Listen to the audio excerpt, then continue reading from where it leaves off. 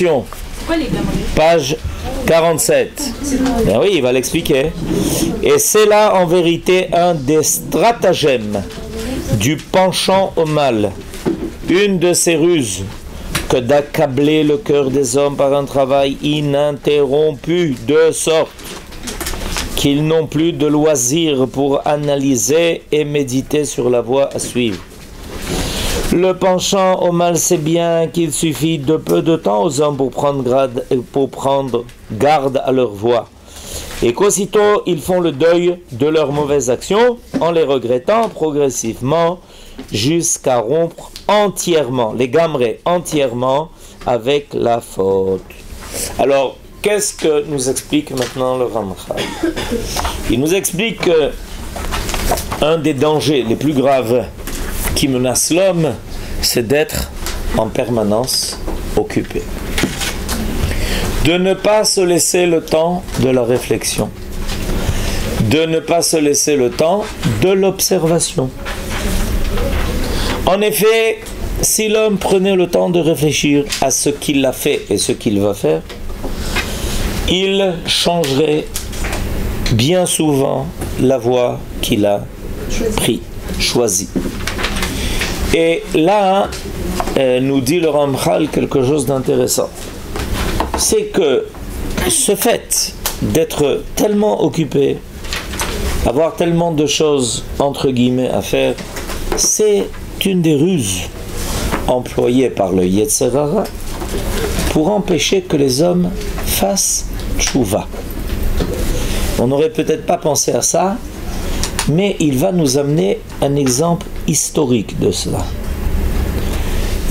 L'exemple historique qu'il va nous amener de ça, c'est ce qui s'est passé en Égypte. C'est ce qu'il va nous expliquer maintenant. C'est là une idée du pharaon, le mécréant. Lorsqu'il leur ordonnait qu'ils aient surcharge de travail pour ces hommes, il n'avait pas seulement l'intention de leur enlever toute possibilité de comploter contre lui, il désirait également annihiler en eux toute velléité de réflexion par un travail sans répit. Qu'est-ce qui s'est passé? Notre maître Moshe a été envoyé en Égypte pour faire sortir les enfants d'Israël d'Égypte. Et puis, voilà qu'il s'adresse au pharaon pour demander de leur donner liberté.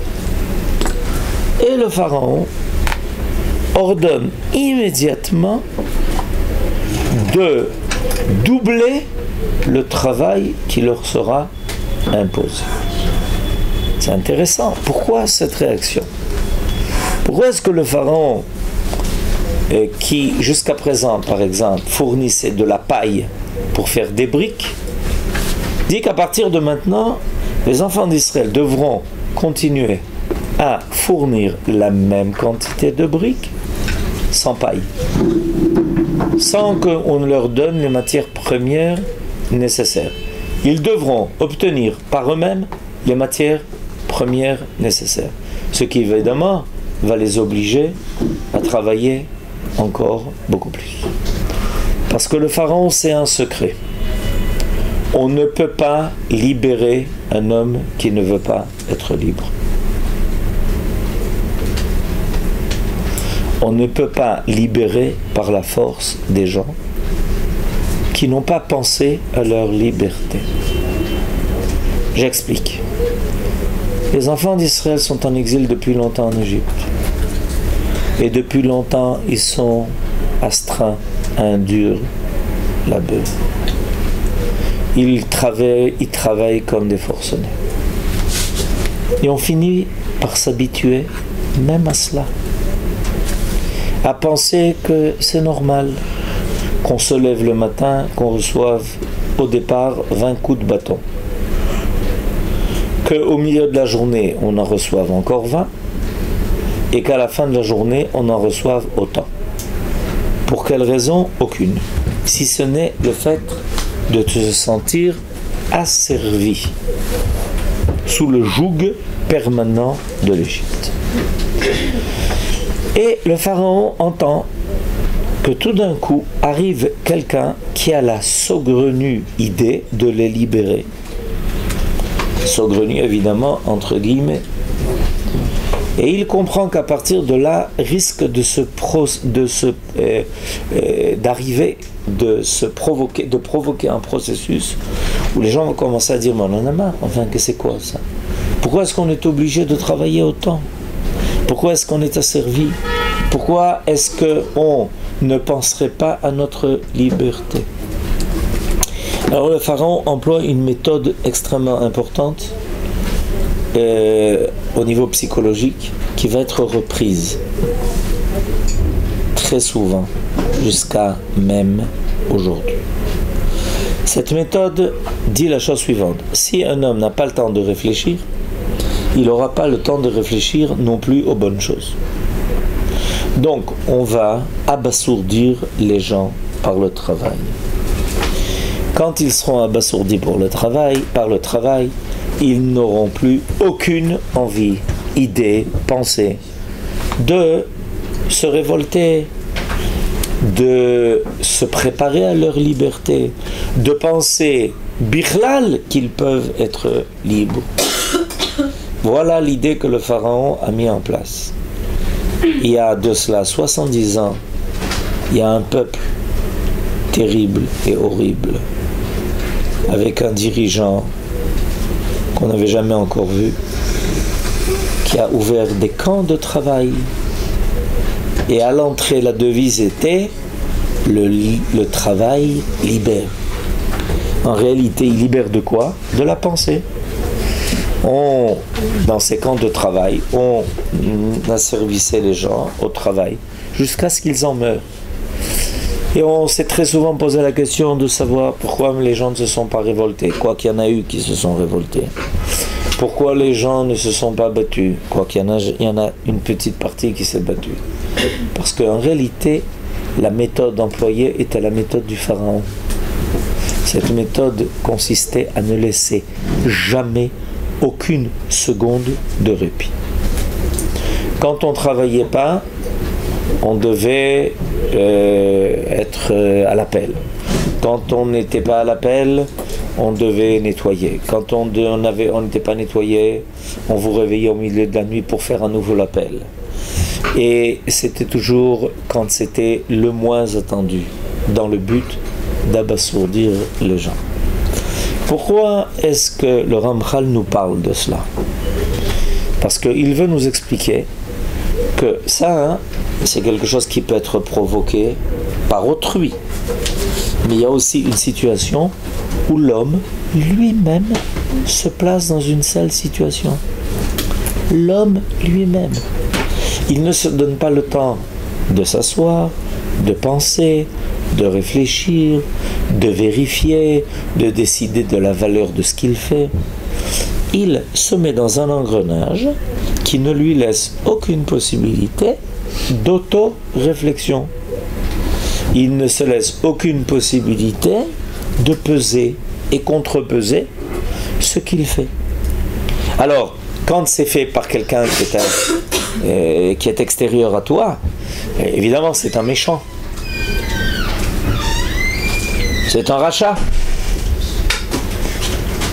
Il t'empêche d'être un homme. Il t'empêche de réfléchir. Il t'empêche de penser. Il t'empêche de vérifier la valeur de ce que tu es. Mais quand l'homme se le fait lui-même, d'où ça vient? Pourquoi tu te mets dans une condition, tu te conditionnes à une situation où tu ne donnes pas le temps de la réflexion? Alors, vous savez qu'il y a un philosophe français célèbre qui s'appelle Pascal. Vous avez entendu parler de lui? Ah, c'est bien. Alors, ce philosophe Pascal a posé la question suivante: pourquoi est-ce que les gens se livrent au divertissement?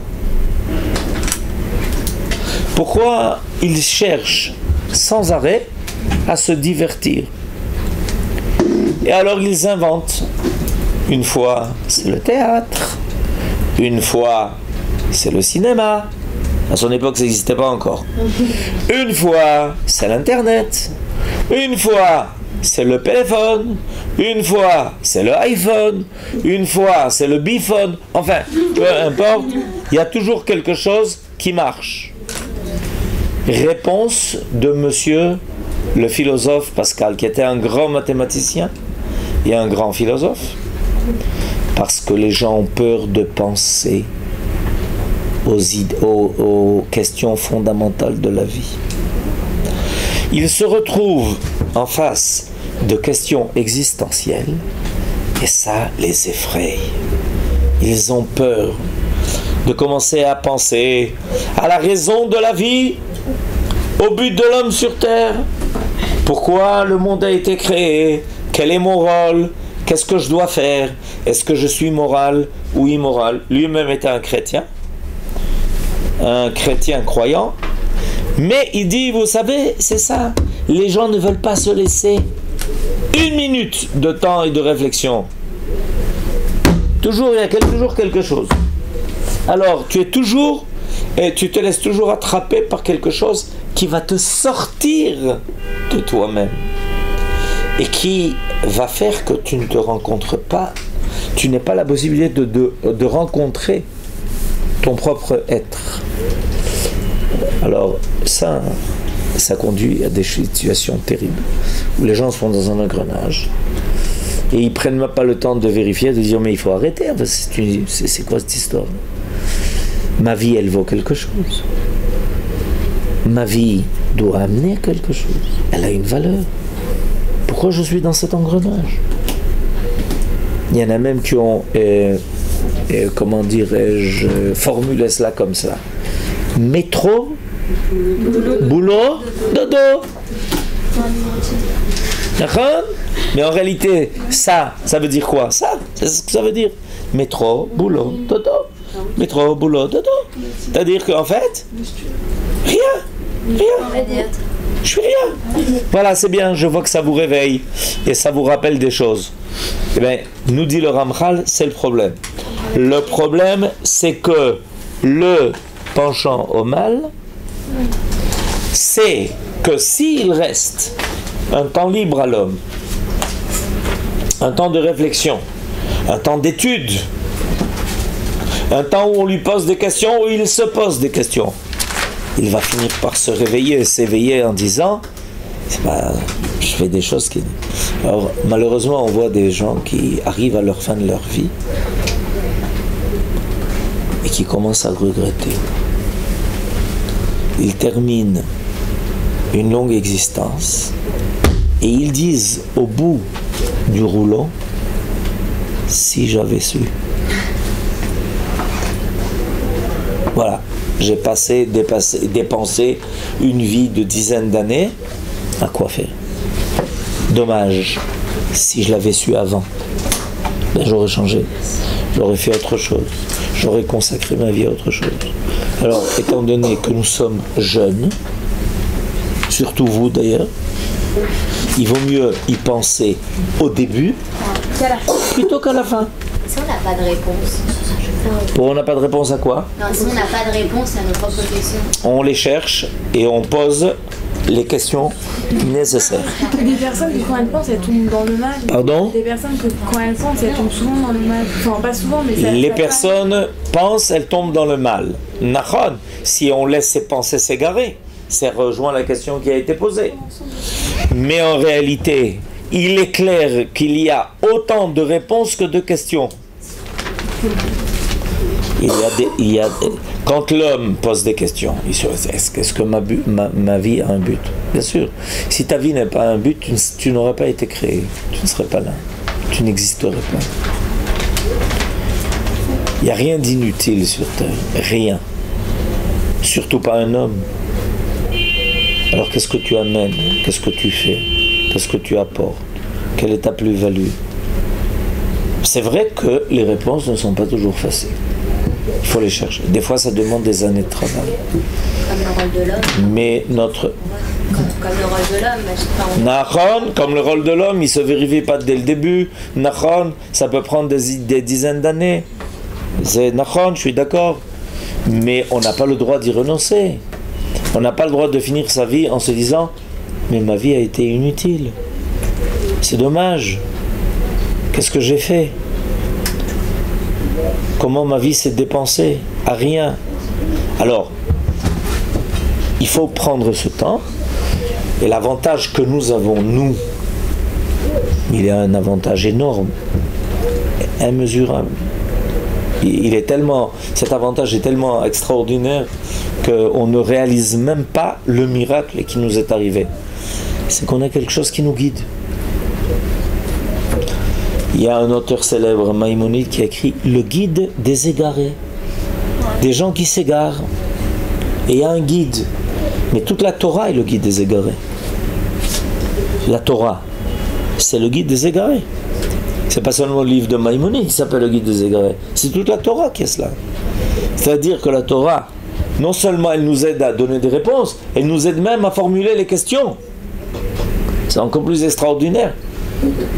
Tout celui qui étudie sait qu'il faut poser des questions. Et la réponse, des fois, est la question elle-même. C'est important de le savoir. Mais c'est un avantage énorme. C'est pour ça que nous avons cet avantage de prendre le temps, dans le peuple d'Israël, depuis toujours, de s'asseoir, de discuter, discussion talmudique, discussion philosophique. Chez les nations, il y a 2-3 philosophes qui se réunissent et qui parlent. Et tout le reste, on ne pose pas de questions. On est abruti par le travail. Mais dans le peuple d'Israël, personne n'est dispensé de cela. Tout le monde est guidé à se demander, est-ce que ma vie est conduite comme il faut? Alors ça nous explique ça le Ramchal précisément dans la première étude qu'il fait sur les vertus. La première vertu étant la vertu de la prudence. Ça fait partie de cette vertu-là, de la prudence. D'être prudent, de réfléchir à l'avance. Est-ce que vous pensez qu'il y a réponse à tout, à toutes les questions dans la Torah? Quoi? Est-ce que vous pensez qu'on peut avoir toutes les réponses à toutes nos questions, qu'il n'y a aucun mystère? Votre question est importante et intéressante. La Torah nous aidera à comprendre même ce à quoi on ne peut pas avoir de réponse. Parce que on peut penser au départ qu'il n'y a pas de réponse aux questions. Non, il y a des réponses aux questions. C'est comme une fois, quelqu'un de malin a demandé qu'est-ce qu'il y a de plus dans le monde? Les montées ou les descentes? Réponse? C'est la même chose. Bah, il y a les mêmes montées et quand on monte, il va falloir descendre. Vous avez compris que celui qui monte, celui qui est en haut, il va le descendre. Donc, c'est le genre de réflexion à laquelle il faut rapidement élucider ce genre de problème. Si on pose une question, c'est parce qu'il y a quelque chose que nous savons qui nous interpelle et qui nous permet de poser la question. Sans quelque chose de préalable, un savoir préalable, aucune question n'est possible. Essayez de poser une question sur quelque chose dont vous n'avez jamais entendu parler. Impossible. Donc ça prouve qu'en fait, avant la question, il y a déjà une connaissance qui est en place. Plus les connaissances augmentent, plus les questions augmentent aussi. Et très souvent, la réponse se trouve déjà dans la connaissance qui nous a permis de poser la question. Ça doit être clair, c'est quelque chose qu'il faut expliquer longtemps. Et des fois, il arrive que l'étude nous amène à comprendre que nous avons des limites dans nos capacités de comprendre certaines choses. Ça ne nous a pas empêché de poser la question, mais la réponse sera que nous n'avons pas les éléments nécessaires à notre disposition pour y répondre. Ça n'empêchera pas la question. Oui. Est-ce qu'il y a des questions qu'on n'a pas le droit de poser? C'est une question intéressante. Alors, la réponse est, ça dépend de l'intention de la question. Ça dépend de l'intention de la question.